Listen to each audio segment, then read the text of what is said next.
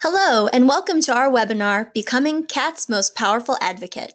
My name is Carrie, and I am an Operations Associate here at Alley Cat Allies.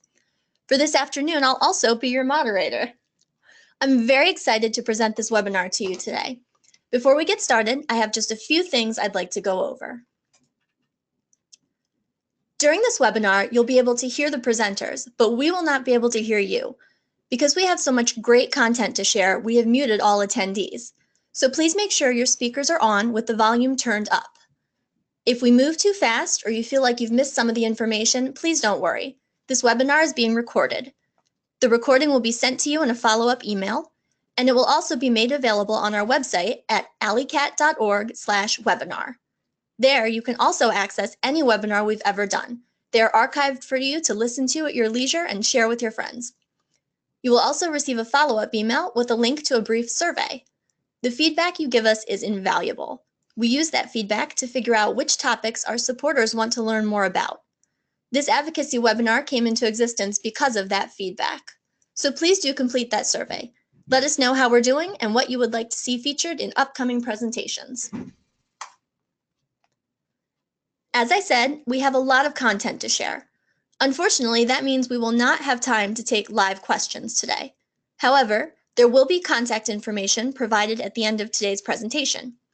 If you experience any technical difficulties during the presentation, I will be keeping an eye on the questions toolbar, so please do submit those questions and I'll do my best to help troubleshoot those pesky technical difficulties. Finally, I'd like to point out one particularly helpful link, which is alleycat.org/gethelp. This is an excellent resource for any questions you may have about cats, advocacy, and everything in between. So, without further ado, let me turn it over to Julia. Thank you, Carrie. We are so excited to talk to you today about becoming Cat's most powerful advocate. Over the next hour, we will be using the newly updated advocacy toolkit to guide you through the 3 key phases to advocating for cats. First, in phase 1, educate yourself. We will provide guidance on how to gather all the information you need to change your community to help cats. In phase 2, make an impact, we will explain how you can take this information and present a compelling case to lawmakers, animal shelter staff, animal control officers, and the public. Then, in phase 3, grow the movement, we will share all the many ways that you can join us in growing the cat protection movement in your community, your state, and nationwide. Molly and I work with advocates every day, so we know firsthand that no 2 campaigns are alike, and campaigns often don't go according to plan. Our goal is to give you the tools and resources you need to stand up for cats, regardless of where you are in the advocacy process. We have provided PDFs of some of these resources, including the new advocacy toolkit, in the handout section of your GoToWebinar toolbar. You are welcome to download, save, and share them all. We are here to arm you with the basics of citizen lobbying and prepare you to advocate for humane laws and policies for cats, because you are the cat's most powerful advocate in your community. The health and welfare of a community is connected to the health and welfare of the animals who live alongside us. That is why when you speak out about laws and policies, rally your community through grassroots organizing, and create meaningful changes to protect cats, you are also improving the lives of your neighbors. Before we dive in, let us first introduce ourselves. My name is Julia Seeley, and I am the Senior Programs Associate at Alley Cat Allies. As a member of our Community Programs and Support team, I develop advocacy campaigns for local and state legislation to protect cats, increase animal shelter oversight, and implement TNR. I also collaborate with individuals and groups to improve laws and policies, and I develop new educational resources for Alley Cat Allies. Before joining Alley Cat Allies, I earned a master's degree in animals and public policy from Tufts University and volunteered with several animal protection organizations. My name is Molly Armis, and I'm a staff attorney with Alley Cat Allies. I perform legal and policy research and analysis of local, state, and federal laws. I also provide legal and policy support to our campaigns to develop more humane communities. I'm a graduate of Vermont Law School and a member of the New Jersey and the New York State Bars. Okay, so now we'll start with phase 1, educate yourself. We cannot stress enough how important it is to do your homework before you launch a cat advocacy campaign. In this section, you will learn how to gather background information about community cats and TNR, understand what is happening in your community, review the process of how a bill becomes a law, familiarize yourself with the TNR ordinance drafting process, and collect evidence on the effectiveness of TNR, all of which will prepare you to make a compelling case to decision makers in your community. So first, let's talk about gathering background information about community cats and TNR. When I work with advocates to prepare talking points for a presentation or meeting, I always start with the history of cats. I find that this information really gets people's attention because it proves that cats living outdoors is not a new phenomenon. Research on the domestic cat's path to domestication reveals that cats have lived outdoors alongside people and birds and wildlife for over 10,000 years. As you will learn in our cat history resource, cats played a vital role in the development of human civilization and traveled with people around the world. It actually wasn't until the 1950s that the practice of keeping cats entirely indoors became common, thanks to the advent of refrigeration, an increase in spay and neuter surgeries, and, of course, the invention of kitty litter in 1947. Throughout human history, cats have always lived and thrived outside. Today, cats live outdoors in virtually every landscape on every continent where people live. Community cats, who are unowned cats who live outside, are not homeless. Even though the pet cat who sleeps on your couch and the community cat who lives outside are the same species, community cats are generally not socialized or friendly to people, so they cannot be adopted. Today, Trap-Neuter-Return is the mainstream approach to community cat populations worldwide. But our country's cat climate was very different before Alley Cat Allies was founded in 1990. Even though a lot of people were practicing TNR, their work was expensive and solitary. Finding a veterinary clinic that was willing and able to treat community cats was next to impossible, and the costs borne by caregivers alone were staggering. Also, since TNR was considered an eccentric or suspect activity, caregivers didn't have a strong network in which to work together. But as more caregivers organized to share resources, more groups formed, and more veterinarians recognized community cats as an underserved population, TNR went from being a novel approach to a best practice. Since all of this happened in less than 30 years, imagine what the next 30 years will bring. As we work together to build the cat protection movement, we can't forget there are two sources of power in the political process: money and people. It's up to us to come together and say no to killing cats and yes to improving their lives. Thankfully, we live in a time of such technological advancements that it's easier than ever to participate in grassroots organizing to find people who share our beliefs and will join us in our efforts to create positive changes for cats. And before you start to think that you need certain credentials to advocate for cats, think again. It doesn't matter if you are a volunteer, a veterinarian, or a fan of online cat videos. You can be part of this movement. To stop the killing of cats, we must begin with the outdated laws and policies that dictate how our animal control officers and animal shelters manage community cats. Impractical local laws, like feeding bans and leash laws, are written for pet owners, not caregivers who volunteer to care for community cats as good Samaritans. Yet, these laws are often misinterpreted to apply to unowned community cats. The result? TNR programs are blocked, caregivers are punished, and healthy cats are killed in shelters, the #1 cause of death for cats nationwide. The good news is there is great legal, political, and moral strength in standing together to say that killing cats must stop. As voters and taxpayers, we must leverage our democracy to change outdated laws and policies to ensure all cats are given the opportunity to live happy and healthy lives. Your homework also includes understanding what is happening in your community. Animal issues are people issues. So, to protect and improve the lives of cats, you must work with people.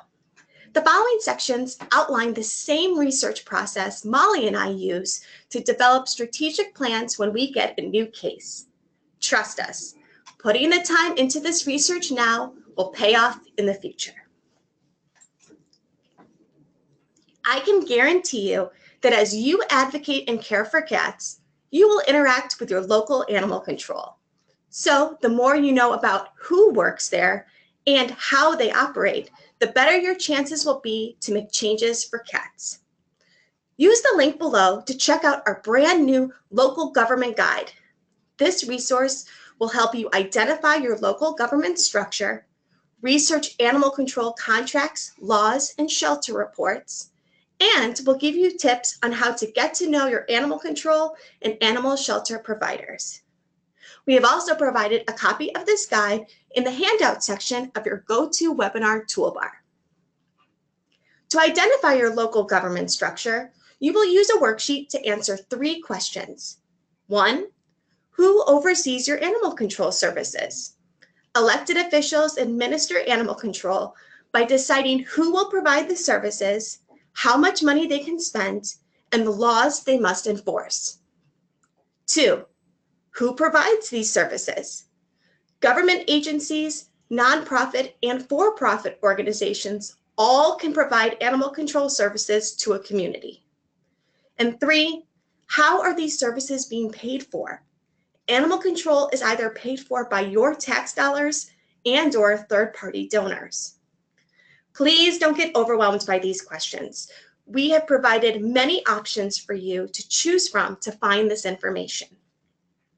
Most importantly, don't forget to get to know your animal control and shelter providers. Figure out who the players are and introduce yourself. And learn about what issues they face in your community. It's never too early to start fostering these relationships and finding common ground. Now that you know your local animal control, it's time to get to know your local legislators.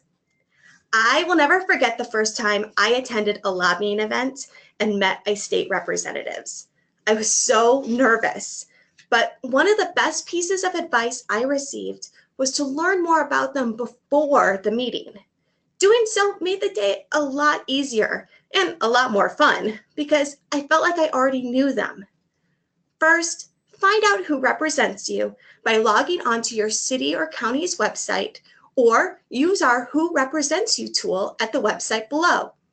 Sometimes multiple legislators cover a single zip code, if so, you need to narrow down the results to enter your full address or look up your district number online.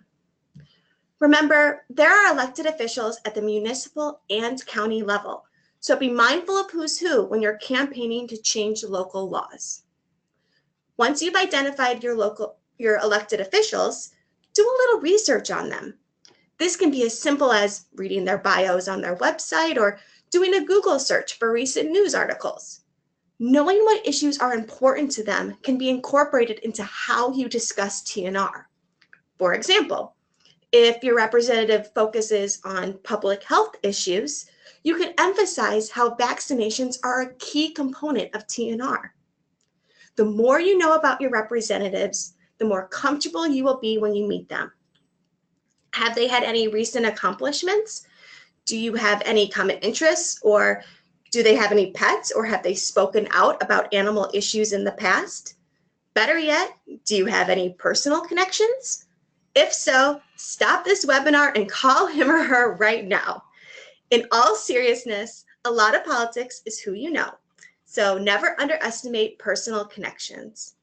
It doesn't mean that he or she will necessarily agree with you, but it does get your foot in the door and provides an opportunity to start making your concerns known. Next, tap into your community resources. As you build your network, it's just as important to identify who can help you advocate for cats and who might be an obstacle. Don't get discouraged if you meet people who don't like community cats or oppose TNR. Instead, take the time to meet them and understand their perspective. Oftentimes, people base their opinions on incorrect information, or they are not fully aware of all of the issues that face cats. However, reaching across the aisle doesn't mean you need to compromise on what's important to you. When you are advocating for TNR, you are saving cats' lives. We just don't want you to burn any bridges because people change their minds all the time. Instead, be patient, be kind, and be persistent. Building your network is a process, so start small. Talk to your family, friends, and coworkers. Then branch out a little farther. Talk to people at your church, school, gym, and so on. Search online for individuals and groups who are active in your community. Social media and community networking websites provide a wealth of opportunities to meet people who are as passionate about cats as you are.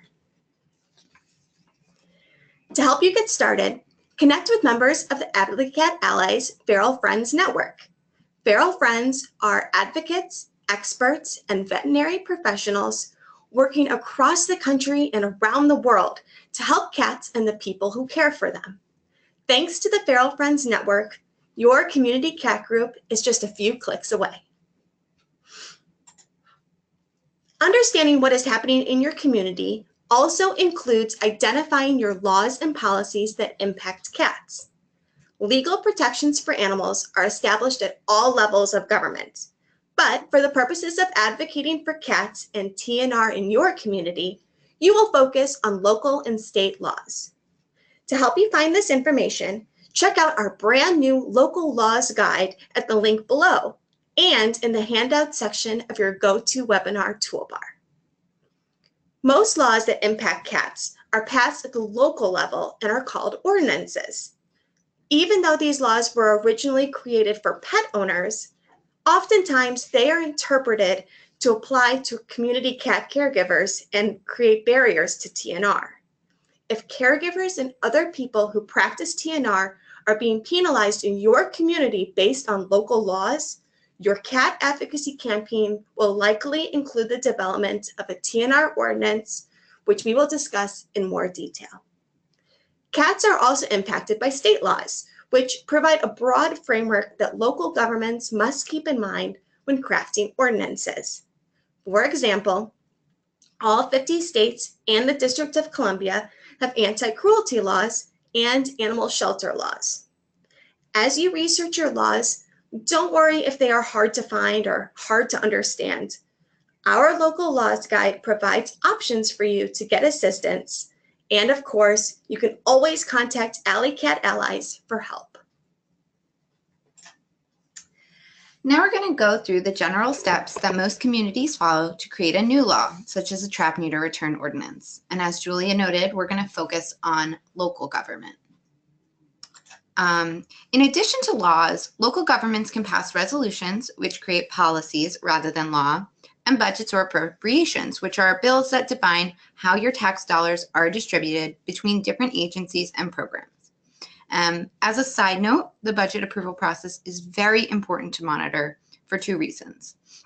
First, because the allocation of funds determines which programs, including TNR programs, are available in your community.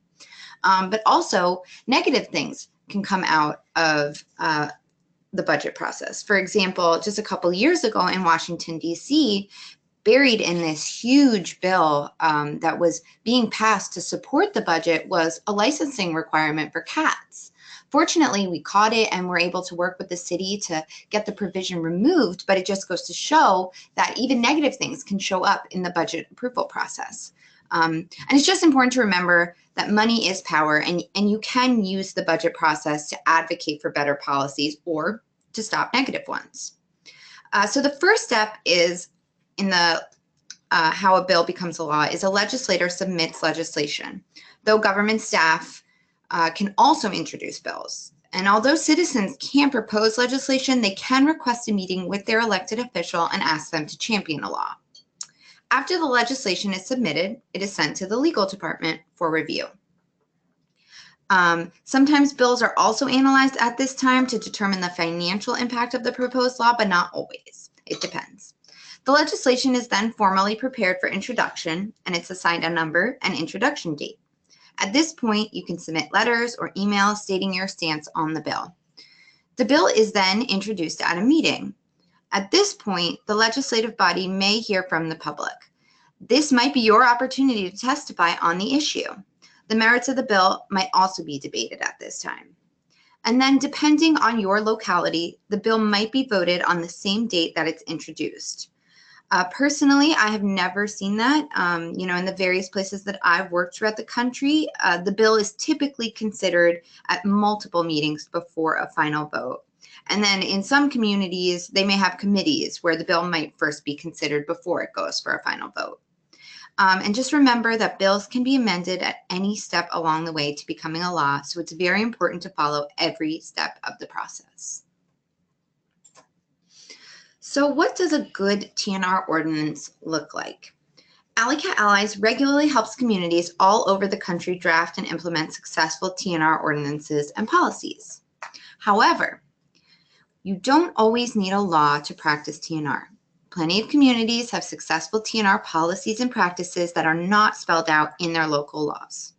That being said, sometimes a local code will have outdated ordinances that are a barrier to TNR and need to be changed.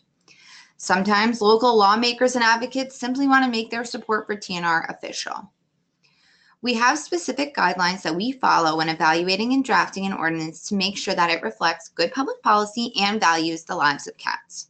And we have found that there are 3 elements critical for success. First, the ordinance should have accurate and straightforward definitions and strong implementation language. Both aspects are super important because together they showcase the intent of the ordinance, and you want that to be very clear. Recently an issue arose in a locality in Texas, just outside of Austin, that had a provision that provided some minimal protection to caregivers. Basically, it said that TNR would be an affirmative defense to their leash law. But that was it. One line. It didn't define what TNR was. It didn't define who caregivers were. It didn't define who community cats were, nothing. This particular issue went before a judge, and it was very difficult for the local attorney to use the TNR protections because it definitely left holes in the intent of the ordinance, particularly because everything was not defined. So definitions are very important, and we recommend that you include definitions for cat cat caregiver, owner, ear tipping, and trap-neuter-return. And then the other thing that we think is important is implementation language, and you should include explicitly permitting TNR, allowing caregivers to reclaim impounded cats, and releasing trapped ear-tipped cats on site. And this is all available on the PDF provided along with this webinar called Ordinance Drafting. And then increasingly shelters are realizing they can also be part of the TNR process. And these programs are termed shelter neuter return or return to field. We strongly recommend that ordinances encourage or require these types of programs rather than simply permit them. And this is something we obviously want, but sometimes shelters are not ready to make that jump for impounded cats. Sometimes it's easier if they have a diversion program where they simply stop picking up cats. And so you don't want to necessarily halt a great bill to get this one little provision in, because there is time to work with the shelter, and you can always go back and add that in. So as Julia noted, this is super important for when to understand your cat climate for things like this, when you need to kind of make maybe game day decisions about is it worth stopping this whole bill for this one provision? And again, all this is available on our website, alleycat.org/ordinance drafting guidelines. The second element that's critical that we think you should consider including in your ordinance is record keeping and reporting requirements for shelters, also known as transparency language. We recommend that all animal shelters be required to first record the intake and disposition of each animal entering their facilities, and then second, report the totals by species to elected officials and to the general public. There's a lot of value in transparency and accountability from shelters, and we will discuss this a little more in depth later in the presentation. And then finally, your ordinance should, if possible, include incentives to promote sterilization and vaccination. Most people respond better to incentives than punishments, and we encourage communities and legislative bodies to offset the cost community cat caregivers incur for sterilization and vaccination of cats during the TNR process since, as Julia noted, these are good Samaritans volunteering their own time and money. And these offsets can be through a voucher program or simply by permitting caregivers and community cats to qualify for low-cost sterilization and vaccination clinics funded by the local government. And then most importantly, when creating an ordinance, we do not recommend registration or permit requirements, anything particularly restrictive, because there is usually a high administrative cost associated with these type of programs, and that's compacted with caregivers being hesitant to reveal their own personal information or information about their colony. And so ultimately, all a restrictive ordinance will do is defeat the goals of TNR and deter sterilization. Of course, your homework wouldn't be complete without collecting evidence on the effectiveness of TNR. We have everything you need to support your case for TNR in your community. Today, hundreds of communities have enacted TNR ordinances and policies across the country, and thousands more are conducting grassroots volunteer-led programs. Just look at the number of TNR ordinances and policies in 2003 as compared to 2017. This ongoing growth of government-supported TNR programs is due to elected officials, animal control agencies, and shelters realizing that policies that kill cats are outdated, they're cruel, and ineffective. Instead, TNR is the only humane and effective approach to community cats. Visit our TNR page below to learn how to implement TNR, why TNR works, and how to bring TNR to your community. TNR has become mainstream. Tell your community it's time to get on board. Case studies from communities with TNR programs and scientific research will also be helpful to you as you explain why TNR needs to be implemented in your community. These studies provide evidence for how TNR effectively stabilizes community cat populations, improves the lives of individual cats, and helps outdoor cats and people coexist peacefully. The fact is, TNR is happening across the country and around the world. We have information on programs being conducted in multiple countries and studies published in peer-reviewed scientific journals. Sharing these incredible success stories is one of my favorite aspects of campaigning for TNR. I recommend that advocates include these studies with their presentation materials because they make TNR more tangible to decision makers. That way, you can say TNR works, and here's the proof. In addition to using these studies, I also recommend you find examples of TNR programs in communities specifically in your state. Local governments are much more likely to consider supporting a municipal TNR program if other nearby communities have been successful. In other words, a TNR program in Jacksonville, Florida may not be as compelling as an example to the Aurora, Colorado city government as compared to a TNR program in Denver.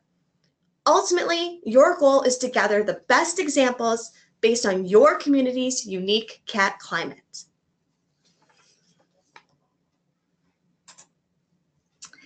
So you've completed phase 1, you've educated yourself, and now we're into phase 2, make an impact.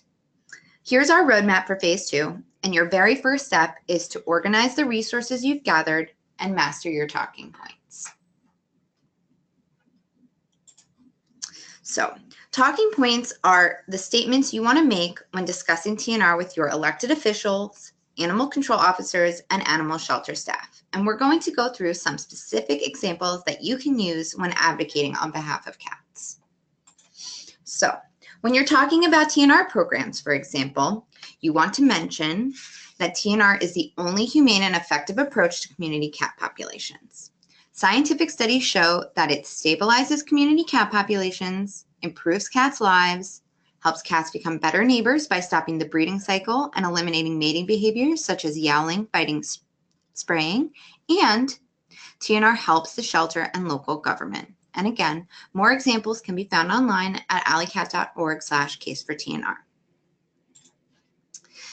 When you're talking about animal control and animal shelter policies, you want to say first that nearly 70% of all cats who enter animal shelters are killed. And for community cats, that's virtually 100%.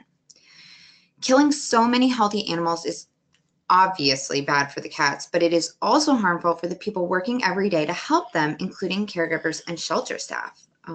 Just recently, I was working in a community in Maryland to pass TNR ordinance, and a local vet testified, and his testimony was incredibly impactful to the legislators, because he spoke about becoming a vet to help animals and not to kill them.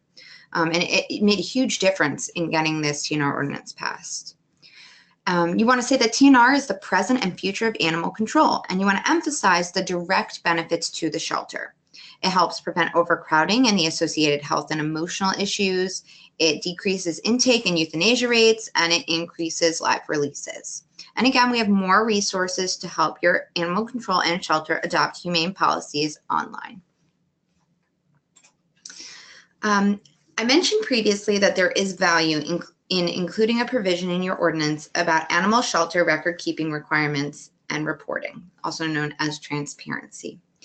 So you need to be ready to discuss it with key decision makers. So what is shelter transparency? It's the disclosure of key figures that capture the shelter's success in protecting animals. So for example, euthanasia rates, adoption rates, things like that. Unfortunately, very few states require animal shelters to register or obtain license to operate, and even fewer require robust data keeping and reporting. Transparency extends to all aspects of sheltering, like the shelter's policy on community cats, their policy on pit bulls, their finances, staff salaries, all of that. And there are so many benefits to transparency beyond simply intake numbers. Shelter transparency provides precise data that can be analyzed on a local and a national level. This can then be used to reduce intake and euthanasia. How so? Taxes support the public shelter, and citizens who pay those taxes have the right to know whether that money is being used effectively. If you feel like it's not, based on that transparency information, you should demand greater accountability. And so then transparency becomes this powerful tool. Record keeping requirements are the very first step for the public, legislators, and the animal shelter itself to evaluate its performance. Having this data moves the conversation away from emotions to facts, and you have a much more powerful argument when advocating to legislators. The data provided provides answers to questions like how many cats are returned to their owners, how many are adopted, how many are killed, and at what cost. You can show that trap and kill is ineffective, and you could push back against the shelter's claims if you find they're inaccurate. People always come to us and they want us to give them the cost difference between killing and TNR. TNR almost always tends to be the more cost-effective choice. But what is most effective is getting the data directly from your community and showing it to your legislator, saying this is coming from our animal shelter. It makes a huge, huge impact. And finally, keeping shelters accountable to donors and community members is a benefit of transparency. The knowledge that shelter data must be recorded and then reported to the public is a very strong incentive for shelters to implement more effective, humane policies that protect the cats in their care. When shelters know that the public is watching and can question them, their performance improves. And then finally, shelter transparency builds community support. People want to support a shelter that's doing what's best for its community and for its animals. But if you don't have a law requiring transparency, that is okay. In all 50 states, local and state government agencies must fulfill requests by residents for government records. On the federal, it's known as the Freedom of Information Act, or FOIA. And state and local governments typically have an equivalent to FOIA, as they're usually known as sunshine or public record laws. These laws give you the right to access information from the government. Public shelters or private shelters who are contracted as the local shelter are essentially government agencies who must respond to these requests. Hopefully, shelters are already being transparent and will, quickly respond to any requests, but it can be difficult sometimes to get this information. And you can reach out to us at Alley Cat Allies if you need help, and we can guide you and help you obtain those records. So TNR ordinances. We mentioned this before, that when you start discussing a TNR ordinance with your legislators and animal control staff, you want to make sure that an ordinance is absolutely necessary. And so you have to know what currently exists in the law. Are there barriers to TNR? Do you really need this ordinance? Because when advocates approach us, the staff attorneys in the Law and Policy Department, to help draft a TNR ordinance, these are the first two questions we consider, and then we look at the local code. Because sometimes legislation can cause more harm than good if they create regulations and restrictions and subsequently penalties and liabilities against caregivers and TNR providers when there were none before. You don't want to get in your own way. So keep things simple and keep your eye out for some common red flags, including the most problematic, mandatory registration. Mandatory registration means that community cat caregivers are legally obligated to register with animal control or another local government agency and are required to include personal information about themselves and sometimes even the location of the cats they care for. People who fail to register but continue to engage in TNR could be fined or even prosecuted for breaking the law. As we've mentioned multiple times now, caregivers who are volunteers, and they are the core of an effective TNR program. They care for outdoor cats, but are not the cat's owners. Caregivers neither create nor maintain the stray and feral cat population. Rather, they are good Samaritans stepping forward and helping their community. Registration is not necessary for successful TNR programs. It is burdensome and time-consuming and will cause residents to cut back on neutering community cats. Mandatory registration deters community cat caregivers from their important volunteer work because they are apprehensive about revealing who they are and where the colonies are located. So now we're going to look at laws that are harmful to cats. And these are common laws that we see in codes from California to Connecticut that are typically what we refer to as barriers to TNR. And we're going to help you identify them and then understand why they are harmful to cats. This way, you are prepared to talk with your legislators and animal control about these barriers, and so you're aware what may need to be changed when you're updating your local code to protect cats.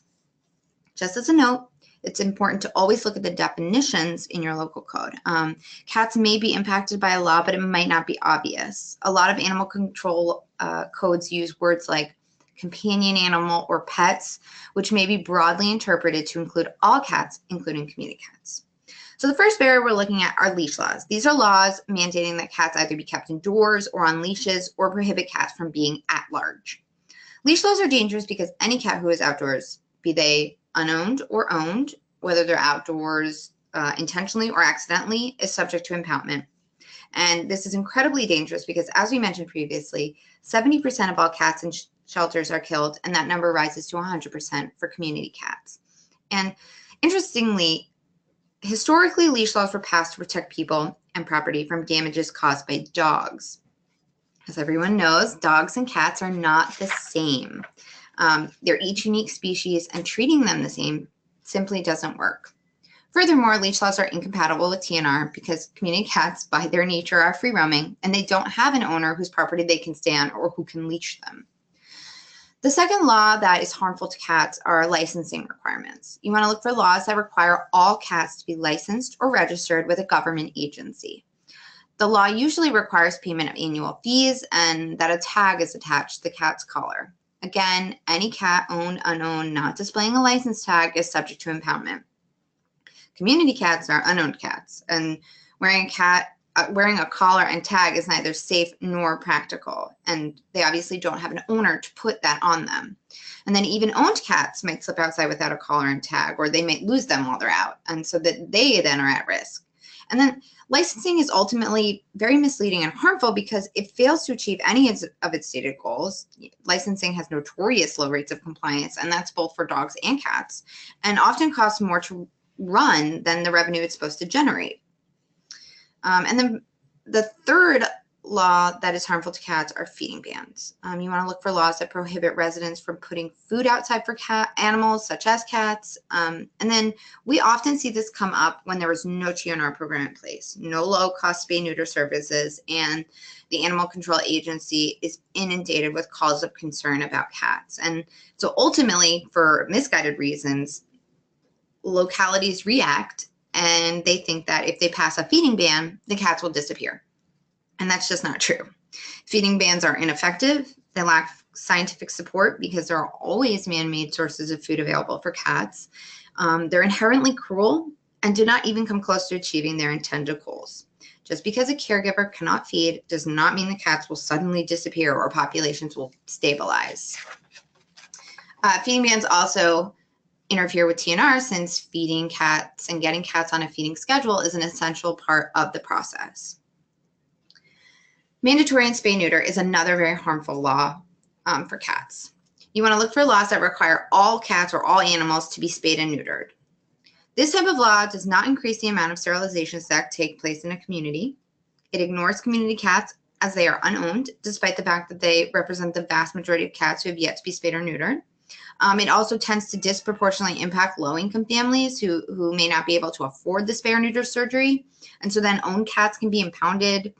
Penalties might apply that owners cannot afford, and so they can't reclaim their companions. And so you have ultimately no increase in sterilization, but possibly an increase in the number of animals entering the shelter. And, you know, this is a well-meaning provision that's been in the law. You know, that it even sometimes comes from TNR advocates who just, you know, because it is very frustrating to be doing all this hard work and then owned animals are going outside unsterilized, but time and money is better spent on increasing affordable spay and neuter services because that is the key, that people should be able to afford to sterilize their animal. Fifth, we're going to look at pet limit laws. You want to look for laws that set a specific number of pets a person can own or have on their property. These are intended to protect the community from unsafe or unsanitary conditions and, you know, to protect animals from inhumane treatment. You know, some limit laws are passed specifically to prevent hoarding, a psychological disorder where someone maintains more animals than he or she can adequately care for in an enclosed space. But again, the reality is that these type of laws increase the number of animals killed in shelters because they're deterring people from adding another member to their family. Everyone is unique. Potential adopters should be encouraged to adopt the number of animals that they themselves can provide a loving and healthy home for. Everyone is different. One person can care for 3 animals, great. Someone might be able to care for 5 animals, great. Nobody should be restricted by an arbitrary number. And then limit laws ultimately become problematic for community caregivers when the number of cats they care for exceeds the number of animals that a person may quote unquote own. I say quote unquote because again, caregivers are not owners and they should not be treated like owners. They're good Samaritans. And so if there are limit laws, they should be written so that at the very least, there is an exemption for community cat and community cat caregivers. Just as you need to understand why some laws are harmful to cats, you also need to be prepared to respond to those who oppose your efforts to protect community cats and promote TNR. This aspect of cat advocacy can be very frustrating. I mean, how could anyone argue against saving cats' lives? But as challenging as it can be, try not to let people get under your skin and discourage you from your mission. We are here to prepare you for with all the information you need to counter the opposition. To understand how to respond to the opposition, first, let's clarify who the opposition is. In general, People who don't support TNR fall into one or more of the following groups. They are people worried about cats killing birds and wildlife, cats being a nuisance, cats being a public health risk, and people who are worried about the welfare of the cats. This last group may seem a little out of place, since you are also worried about the welfare of the cats. The difference is that this group of people thinks community cats live horrible lives outdoors. So, if a cat does not live indoors with people 100% of the time, they argue it's better for the cat to be killed than to be spayed and neutered, vaccinated, and returned to her outdoor home. Remember, sometimes people either don't understand the benefits of TNR or they've received incorrect information about community cats. That is why it's vital that advocates like you set the record straight. Now that you know who the opposition is, you can prepare to respond to the arguments against TNR. In the new advocacy toolkit, we have provided 6 common opposition statements based on our experience campaigning for TNR and the resources you can use to respond to them. These resources will help you explain to the opposition and to the public that catching and killing cats is cruel and ineffective. Animal control agencies and city governments have blindly continued this futile approach for decades. But scientific research and years of failed attempts prove that catching and killing cats doesn't permanently clear an area of cats. 2, most community cats cannot be adopted. Community cats may be the same domestic cat species as pet cats, but they are not socialized to people. That is why nearly 100% of all community cats who are brought to animal shelters are killed. Sanctuaries are expensive and unsustainable. Cat sanctuaries are not the answer for the millions of community cats who live outside. Sanctuaries are extremely expensive to build and maintain, and once a facility opens, they fill up fast. Better to use this money on programs that work, TNR and low-cost spay and neuter. Next, relocation is stressful for the cats, risky, and it may not work. We call relocation a last resort for a reason. Efforts to move cats is a time-consuming and tricky process. And even if you follow our best practice instructions perfectly, the cats may not stay in the new location. 5, humans are the #1 threat to birds and wildlife. Climate change, habitat destruction, and other human-led activities are threatening bird and wildlife species around the world, not cats. And finally, community cats are not a public health risk. Thanks to TNR, community cats receive vaccinations and veterinary care that they wouldn't have received otherwise. In my experience preparing advocates for presentations or meetings about TNR, there are 2 points that tend to make them a little nervous: wildlife and public health. So, on the next 2 slides, I have provided examples for how you can use Alley Cat Allies resources to prepare talking points for these topics. Now, I know there's a lot of text on these slides, but I really want you to see how in just a few sentences, you can present a factual and succinct response. So let's get started. In example 1, the opposition has said community cats should be killed because they kill birds and wildlife. So here's what you can say. The argument that cats must be killed to save wildlife is both scientifically and morally flawed.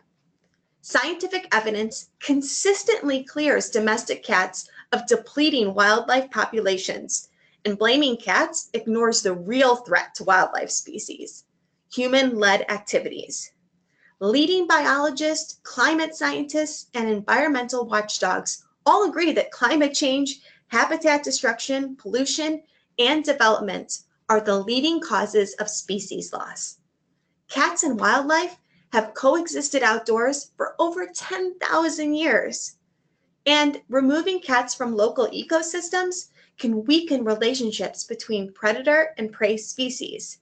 and this can result in dire consequences. See, that wasn't too bad. So now let's do the next one.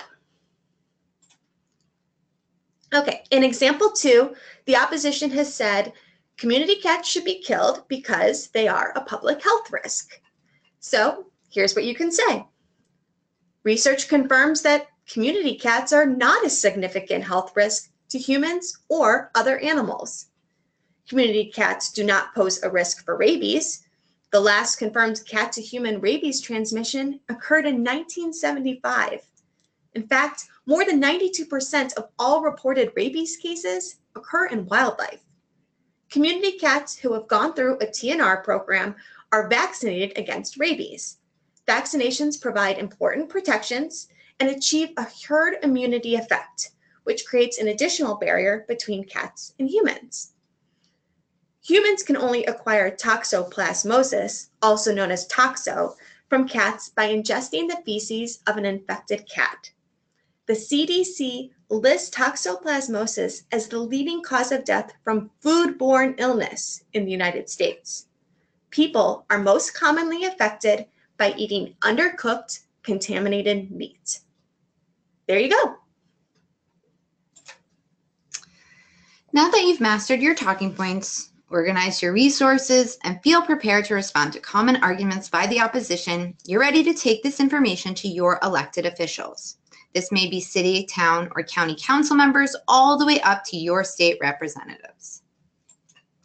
As we said at the start, the most important thing you can do for cats is to be their voice in the legislative process.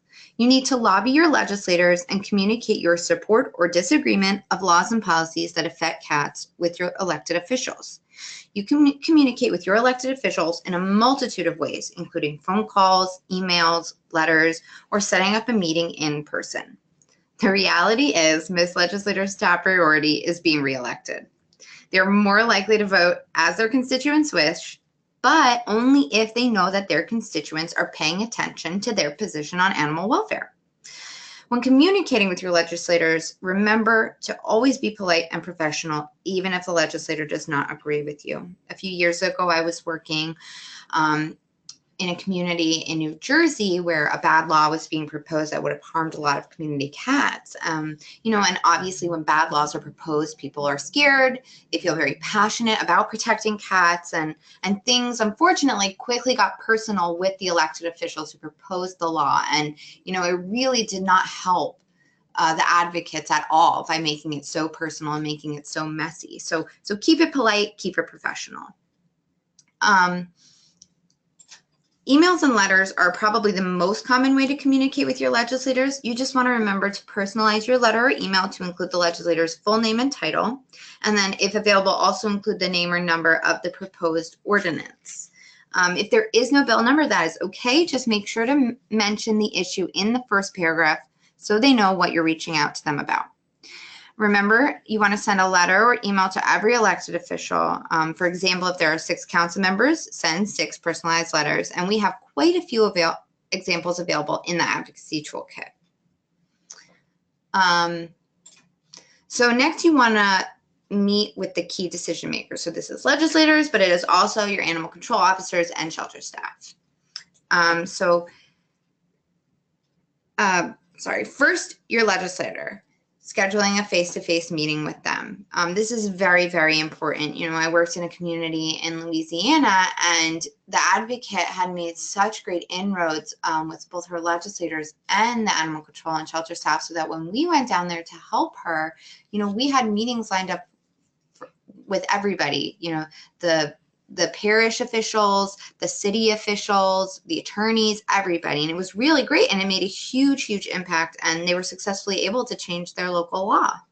And so, when it comes to legislators, many, if not all, are willing to meet with their constituents. I've rarely ever heard back from an advocate when I recommend this, that their legislator has refused to meet with them.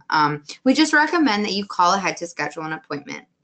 And then even if your legislator is unavailable to meet, it's still very helpful to meet with a legislative aide or assistant because they're going to pass on the information you've provided to the legislator, and you may even find an ally in this person. I know I was working with some advocates, and the legislator was unable to meet, but we were able to speak with this legislative aide, and she was a huge cat advocate, a huge supporter of TNR, and it was really wonderful and made getting an appointment with this legislator to talk about the specific issue seriously very easy. So don't take for granted meeting with a legislative aide or assistant. And you want to take all the information and resources you've gathered, including the scientific studies, educational materials, and prepare for the meeting ahead of time. And again, remember, dress professionally because you want to make a good impression and let your legislator know that you are serious. And we have more meeting tips available on our website at the link on the screen. Next, you want to meet with your animal control officers and shelter staff. Again, we recommend calling or emailing the agency or shelter to request a meeting. Introduce yourself, including who you are, your title, why you care about these issues, and any experience you have with TNR or caring for outdoor cats. If you decide to go with a group, which can be very helpful, you just want to make sure that everyone is on the same page about what policy and program changes you're recommending. There is nothing worse than appearing as a divided front.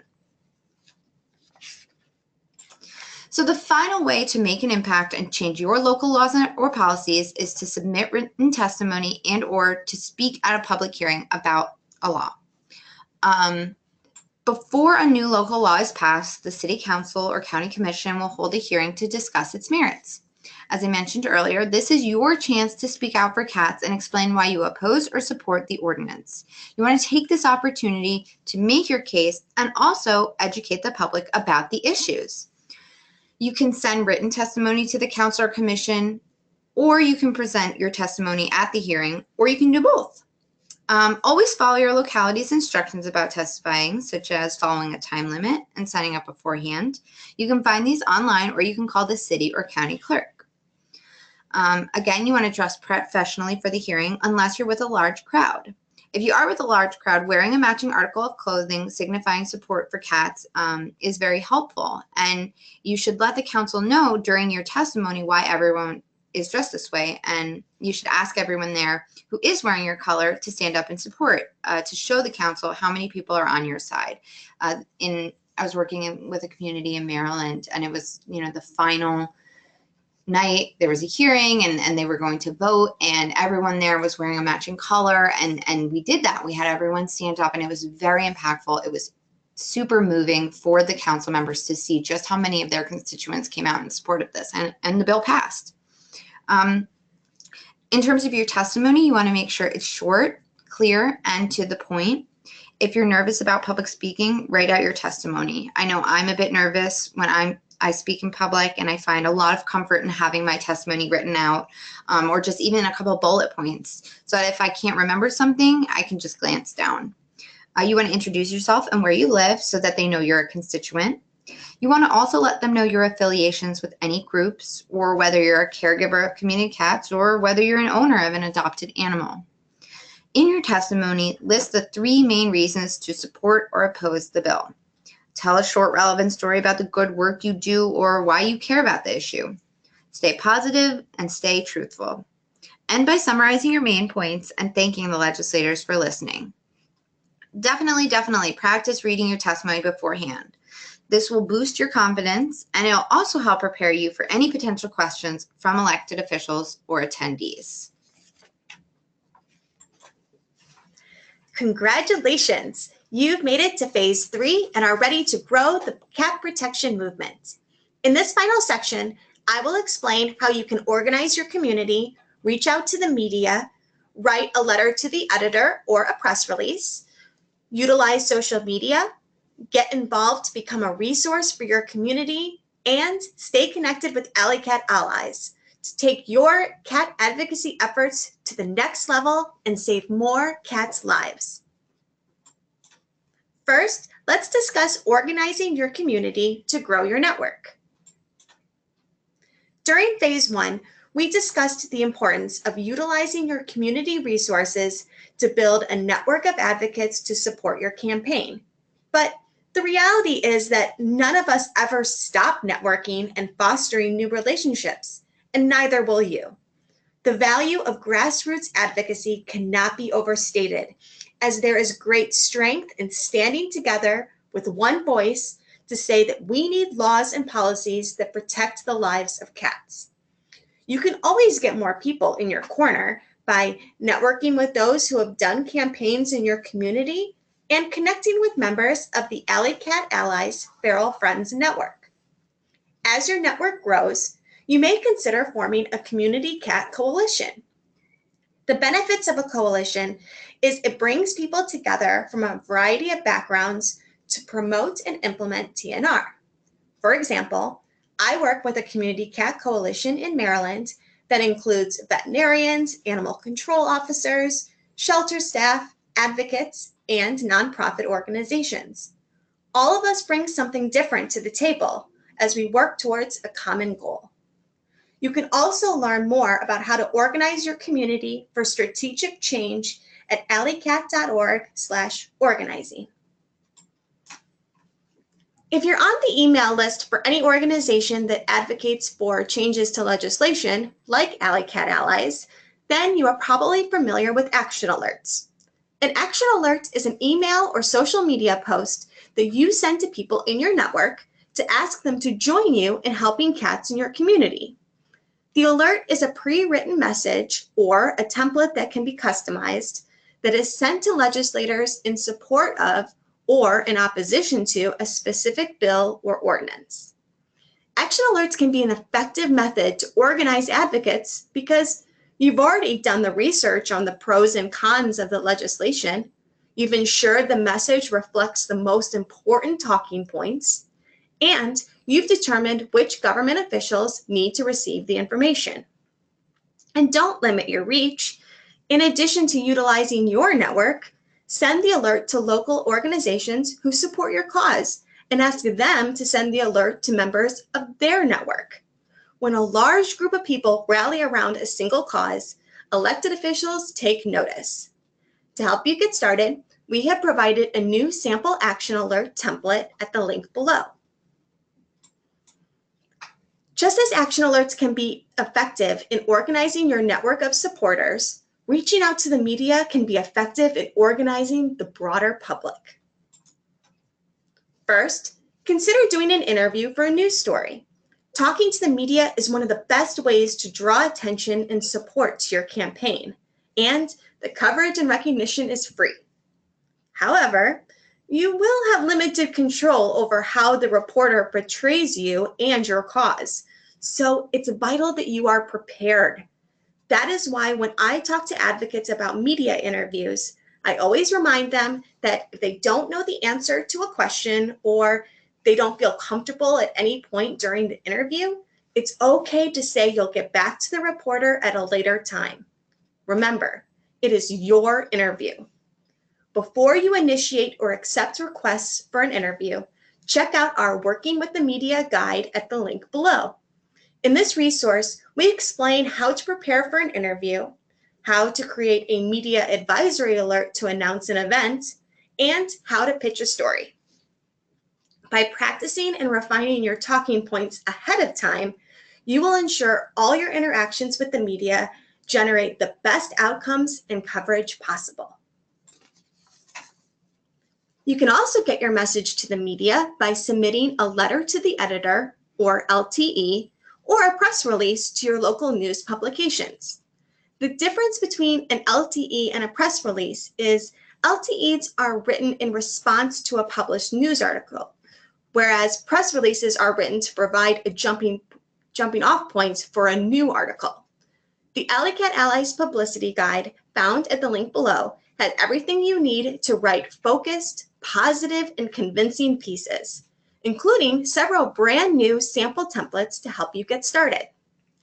When writing LTEs and press releases, there are a few best practices to keep in mind. First, always double check the publication's guidelines.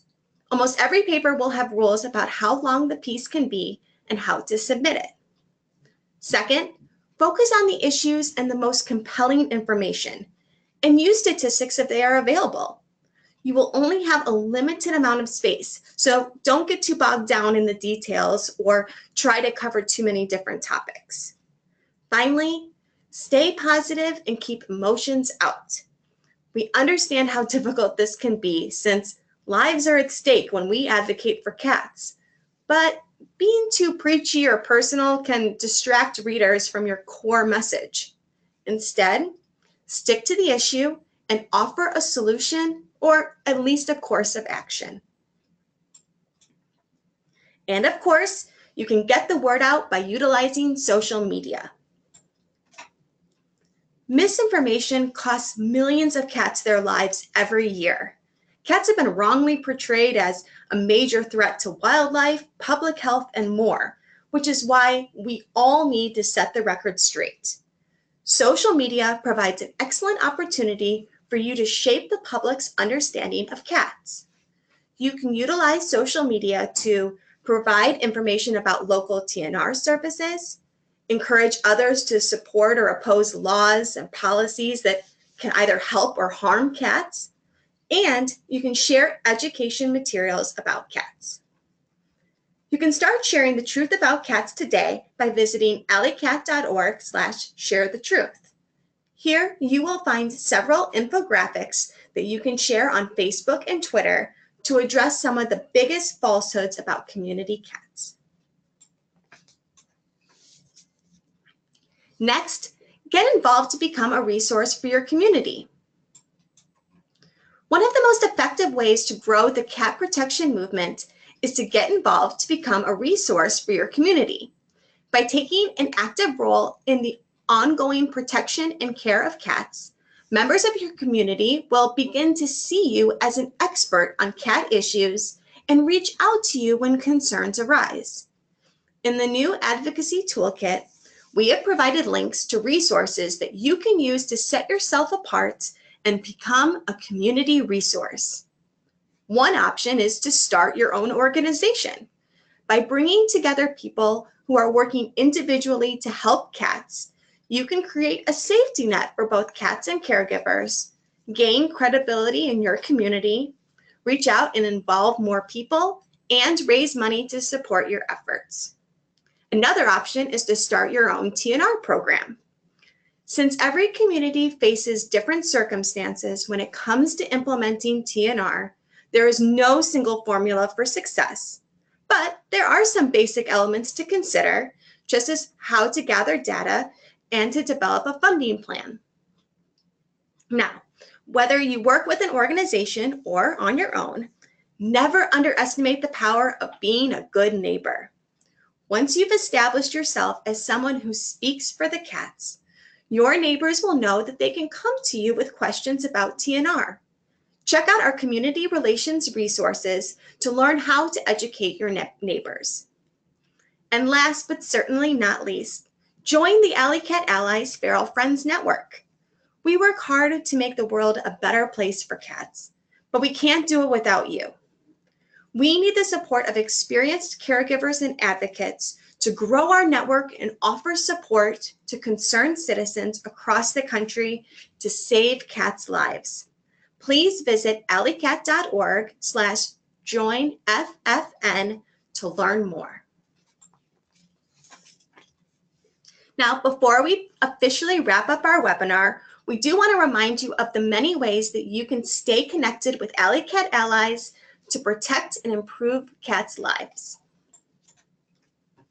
First, sign up for our email alerts to receive important updates such as events in your area, news about cats, and opportunities for you to get involved in the cat protection movement.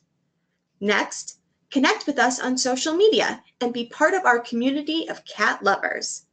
Find us on Facebook, Instagram, Twitter, and YouTube. For those of you who want to advocate for cat-friendly legislation, visit the Alley Cat Allies Action Center.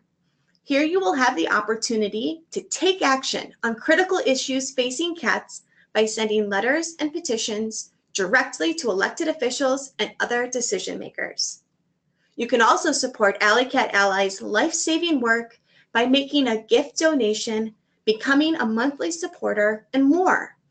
As a nonprofit organization that does not receive any support from the government or a foundation, we rely on advocates like you to continue our campaigns and programs to save cats' lives across the country and around the world.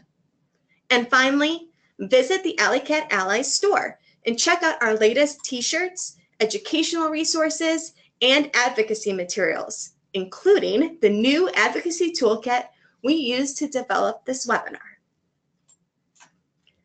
Thank you again for joining us for our first webinar on how to become CAT's most powerful advocate. If you have any questions or concerns, please reach out to us at the email addresses on your screen. We hope that you had a wonderful time, and we look forward to helping you launch your own CAT advocacy campaign. Thank you.